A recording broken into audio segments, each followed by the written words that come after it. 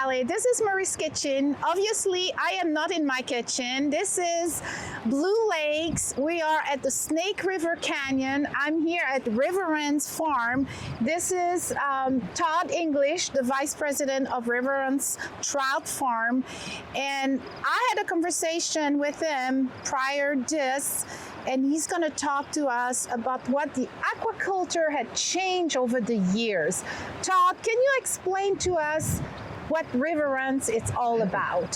One of our founders is a passionate fisherman. Okay. And the reason we started up as a company is to minimize impact on wild fish and to actually help wild fish. Because if we can grow a fish with minimal impact to wild, then we have we're hoping to allow the wild fish to recover. And Riverence comes from a reverence for the river. Riverence is a sustainable trout company here in southern Idaho where we produce rainbow trout and steelhead for sale in the United States. We have 14 farms here in southern Idaho, and we are taking aquaculture to the next level. We've had the company for about 7 or 8 years. We've acquired a few other companies, but we've hired some of the world's best to really come in and help us develop a much better genetics nutrition program to help our fish survive and do very well. You also have to have good feed. It provides good immune support, and it's very important for animals and for us to live healthy. Yes. And so aquaculture feed has evolved extensively over the last 20, 30 years. And a lot of it is to minimize our impact on the environment, yes, but to also create a really good nutritional profile for the fish to thrive. And so we source all of our ingredients from North American sources. It does have vegetable and soy and wheat binders. It also has fish meal and fish oil, but we get a lot of that from fish trimmings in Alaska, from wild fisheries. So products that typically would go to waste, we're able to reuse and grow a food product here in Idaho. Now, on the environment, what's very unique is that we have some of the most incredibly gorgeous spring water here on the planet. There's only a few places anywhere, yes, on Earth that this exists. We're standing in a beautiful canyon, yes, that was created 17,000 years ago by a large flood from the Bonneville Lake in Salt Lake. It was an ice dam that broke. This canyon was carved out in 30 days. And it brought the canyon down almost 500 feet, wow, and it exposed the aquifer here in southern Idaho, which is where the Sawtooth Mountains, when all that snow yes, melts, it goes into this aquifer. It's about the size of Lake Erie. It's the southern Idaho aquaculture here, and it's all filtered through this beautiful basalt rock. It takes about 75 to 100 years for that to migrate from the Wood River Valley or Sawtooths all the way to here. And so we have a very unique water source, yes, and that's why our fish taste so good, and that's why they thrive in here, because it's a constant 58 degrees. And it's extremely clear, and it's actually upriver. It's a water source for Twin Falls. Yeah, I mean, I interrupt you here, Todd, because to me, the water, and I'm learning this going to from farm to farm, the water in this valley, it is absolutely special, phenomenal, whatever you want to call it. Can you explain a little bit about the spring water coming? This is spring water, correct? This is spring water. Yes. Yeah. So can you talk about the water? I'm fascinating, but I think we should have just a show about water in this valley. Yeah, no, exactly. We're very, very fortunate to have this, yes, here in our backyard. Yes, indeed. To be able to produce a seafood product in the United States is a rarity. And here in Idaho, we have a great resource to produce seafood. Mm-hmm. Very close proximity to Boise, Salt Lake, Sun Valley.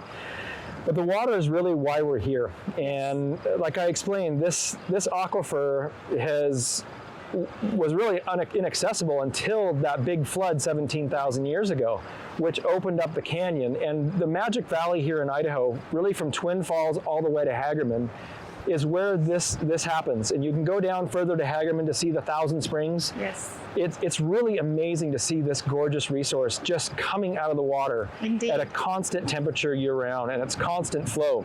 So that's really why we are here. This is not something that we can do in many places in the United States. No. And if you do, you're going to be in a lake system. But this constant flowing water, our fish are swimming. They're forced to swim in sort of a natural environment in these concrete raceways that we've developed, which gives them good muscle structure and good tone to their meat. And that's why we're so lucky here to be in Idaho and to have this incredible water resource. It's truly unlike any place on the planet. And if you're in Sun Valley or if you're close to the Magic Valley, you definitely need to come through the Thousand Springs area near Hagerman and just see that water coming out and dip your cup in it. It's incredible drinking water. We had a farm and I did that. I drink directly from their spring coming from their property, and I share a lot. I'm amazed because I had that opportunity to go farm to farm, like I say, with Ion Sun Valley, and I am absolutely amazed with the water. And if I'm not mistaken, I think the water, it's a 58 degrees constant temp, right? Yep. So, and here behind us, Todd, we have a bunch of ponds. And can you explain what's out there? Yeah. So this is our Blue Lakes farm. This is our Blue Lakes facility. This is a concrete raceway system that was developed a number of years ago. And spring water comes in at the head, spreads across and flows down, oxygenates that water and flows into our raceways where we raise rainbow trout and steelhead. And there are 3 decks here, right? So the younger fish will sit at the top, the older fish will be at the bottom, but the water flows through and creates that nice constant current for the fish to swim through. And we feed them in here.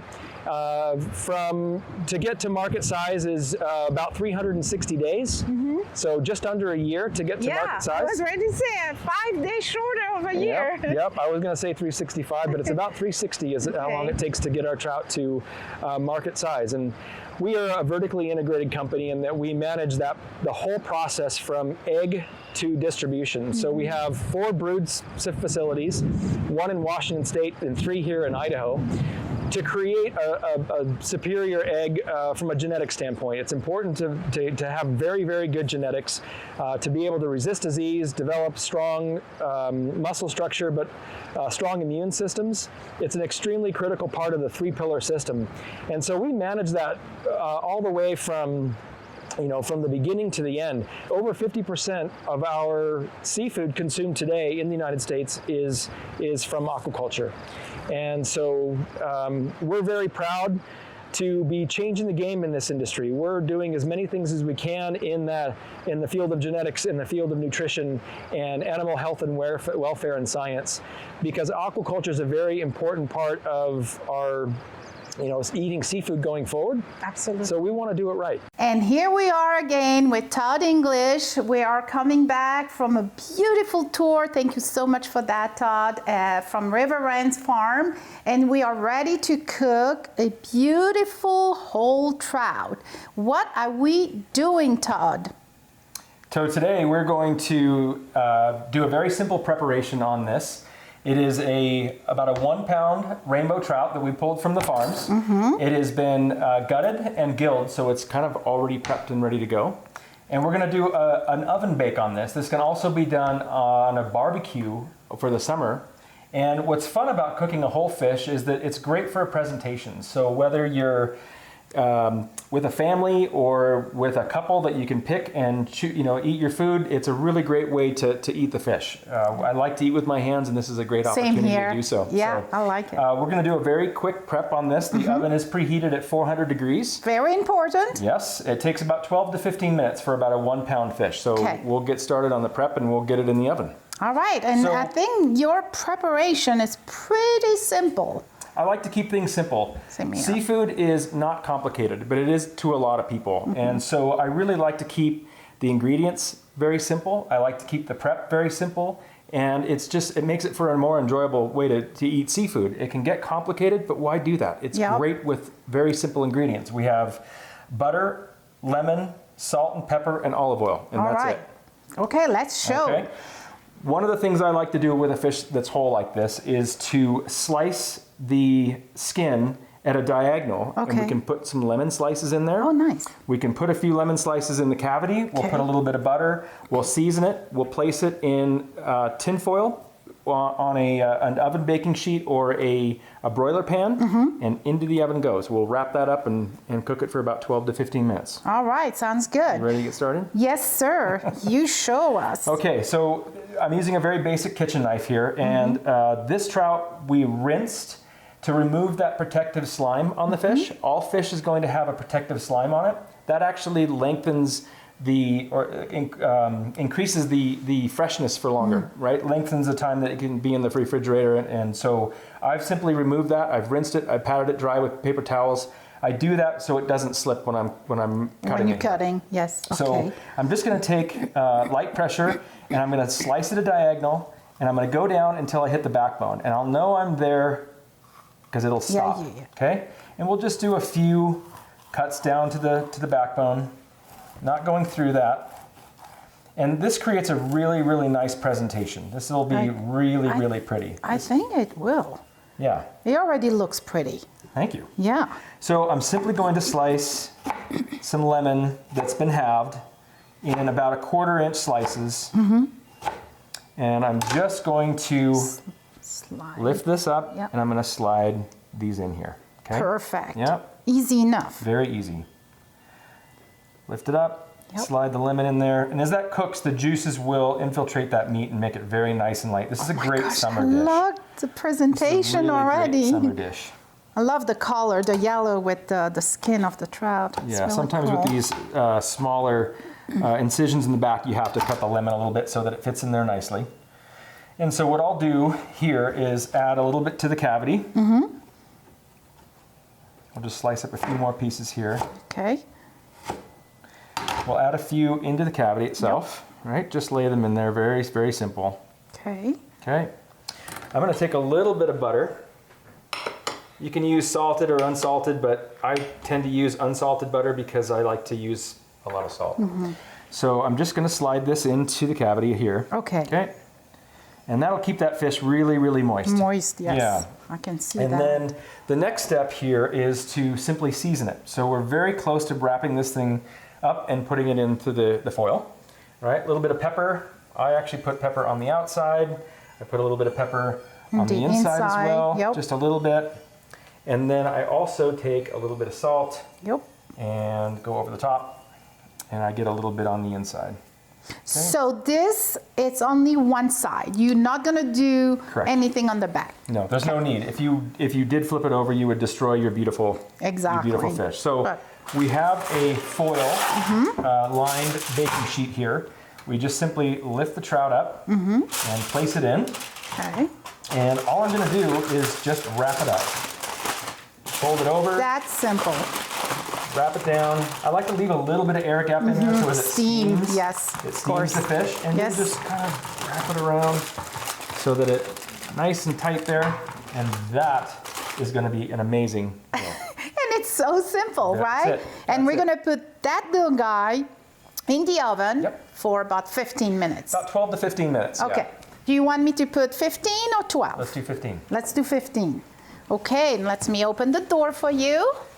There you go. I'm going to start the 15 minutes, and we will be right back. All right, Todd, we just took out the little guy here. It cooked for 15 minutes. 15 minutes. 400 degrees. But I think we let it sit for 10 minutes, correct? We let it sit for 10 minutes. Okay. And the reason you want to do that is you want to let the fish finish cooking in the foil. In the foil. But also, that's going to be really, really hot, and there's going to be a lot of steam, and it can burn you. So let it sit for about 10 minutes before you do it.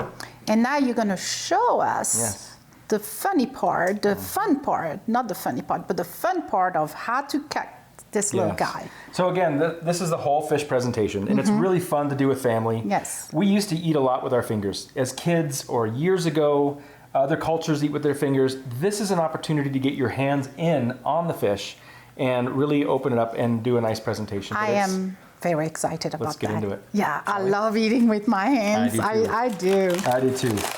Oh, look at that beauty. So we're gonna just open this up very carefully.